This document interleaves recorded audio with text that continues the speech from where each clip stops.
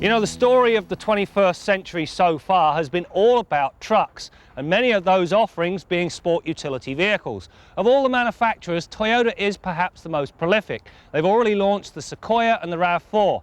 This week on Test Drive, we take a look at their third new offering, the Highlander. It was 19 years ago when Graham got behind the wheel of the new member to the Toyota family, the Highlander. It was actually the first so-called crossover to be based on a car platform, in this case the Camry, and other car makers quickly followed, moving away from the truck-based body-on-frame setup. Well, it worked as the Highlander quickly became the sales darling in the Toyota showroom. Well, today the RAV4 may be Toyota's best-selling vehicle, but in the mid-size segment, Toyota really believes the Highlander can dominate. And with that in mind, we find ourselves outside San Antonio, Texas, to check out the brand new fourth generation Highlander. Clearly the Highlander broke new ground in 2001.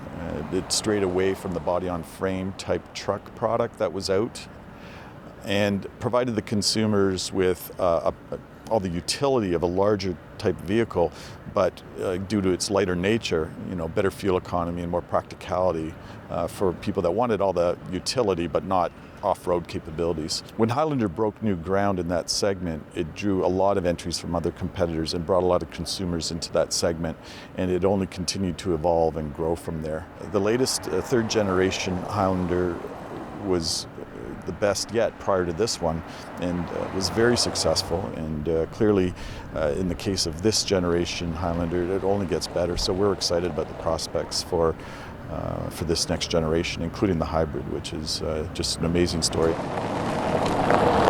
Well, the sports utilities are now the best-selling vehicles in our lineup. When you look at RAV4, it's a vehicle we sell the most. So for years it's been Corolla, and since for the last 2 years it's been RAV4. So it's an amazing success for us.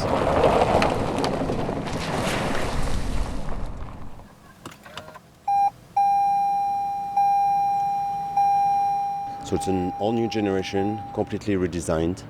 Of course, we have two powertrains, V6 and a hybrid powertrain. The hybrid powertrain is brand new, with an amazing range of 967 kilometers and a fuel economy of 6.7 liters per 100 kilometers.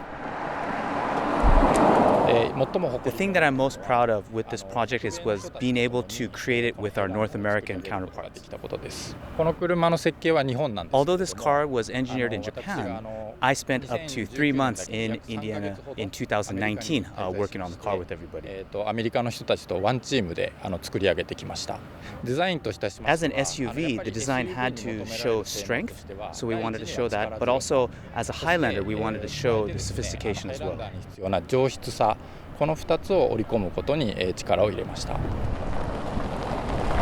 Now, Toyota took some heat for being very slow to adopt Apple CarPlay and Android Auto. Well, they now have it in all sorts of other ways to stay connected and maybe distracted if you continue to drive. But for Toyota, of course, they're all about safety, and they have that great package full of all sorts of active safety features known as Safety Sense, and it is standard. But now I want to show you some features where you don't need the manual to learn about them or appreciate them. Okay, beginning at the front of the car, safety thing. All trims come with LED lighting.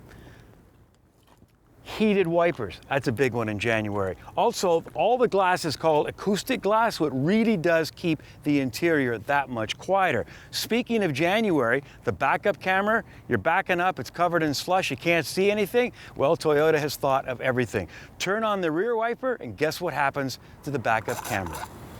So there you go.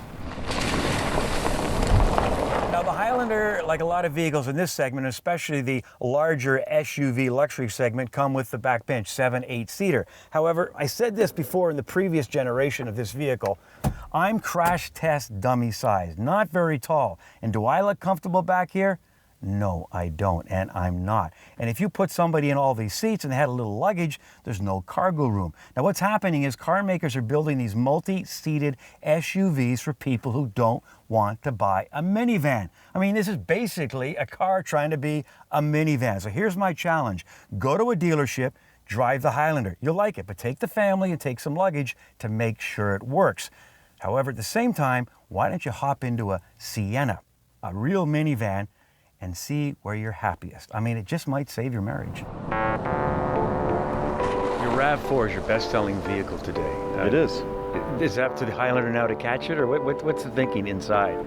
Yeah, it gives it a bit of a challenge, doesn't it? Our volumes of Highlander, clearly the segment's not as large as compact SUV segment, but our goal is to be a leader in the segment, and we think we have the product to do that. Toyota has this word Kaizen, which is roughly translated continuing to improve. Well, that's exactly what they have done with this 4th generation 2020 Highlander. I really like the design. Like a lot of its product, it's got that real edge to it, and the interior is definitely a step up. Now, you've got the gasoline and you've got the hybrid to choose from, and nobody does hybrids as well as Toyota. But for me, it's the gasoline engine with the 8-speed automatic transmission. The other one has a CVT. Nothing wrong with this transmission, I just find them not as much fun. My advice to you, if you're looking for a Highlander, take them both for a test drive. Now, you've heard me say before how I'm getting kind of weary of covering these SUVs and CUVs. Well, I don't think anybody cares, especially Toyota, because the RAV4, a sport utility, is their best-selling vehicle. Yes, it outsells the world's most popular vehicle as far as sales goes, the Corolla. So there you go.